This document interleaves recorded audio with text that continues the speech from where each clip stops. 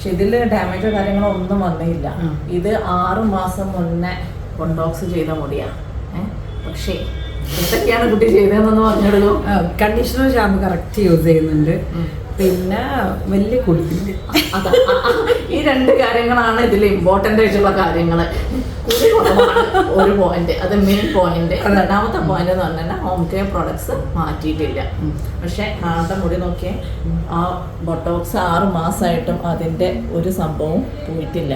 അതേ സ്ഥാനത്ത് ഇവിടെ റീഗ്രോത്ത് വന്നിട്ടുണ്ട്, അത് മാത്രമേ ഉള്ളൂ. പക്ഷെ നമുക്ക് സ്മൂത്തനിങ്ങിനെ പോലെ റീഗ്രോത്ത് മാത്രം ചെയ്യാനുള്ള ഒരു ഓപ്ഷൻ ഈ ട്രീറ്റ്മെൻറ്റിനകത്തില്ല, പ്രോട്ടീൻ ട്രീറ്റ്മെൻറ്റിനകത്തില്ല. പ്രോട്ടീൻ ട്രീറ്റ്മെൻറ്റ് ചെയ്യുകയാണെങ്കിൽ ഫുള്ളായിട്ട് തന്നെ ചെയ്യണം. കാരണം ക്യൂട്ടിക്കൽ ഓപ്പൺ ചെയ്ത് ചെയ്യുന്ന ട്രീറ്റ്മെൻറ്റ് ആയതുകൊണ്ട് നമുക്ക് ഇവിടെ മാത്രമായിട്ട് ഓപ്പൺ ചെയ്യാൻ കഴിയില്ല, ഫുള്ളായിട്ട് തന്നെ ചെയ്യാൻ കഴിയും.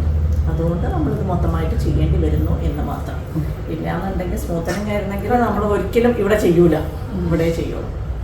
അപ്പം ഈ ഫ്രണ്ടിലുള്ള സാധനമാണോ? അതൊക്കെ മാറും.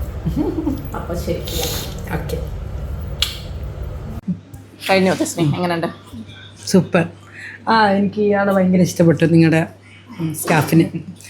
എനിക്ക് ഇതുവരെ ഹെയർ നന്നായി ചെയ്തു തന്നു. പിന്നെ അതേപോലെ ത്രെഡിങ്, അതൊരു പെയിൻ ഇല്ലാണ്ട് അടിപൊളിയായിട്ട് ചെയ്തു തന്നു. Yeah, super. Thank you for coming. Yeah.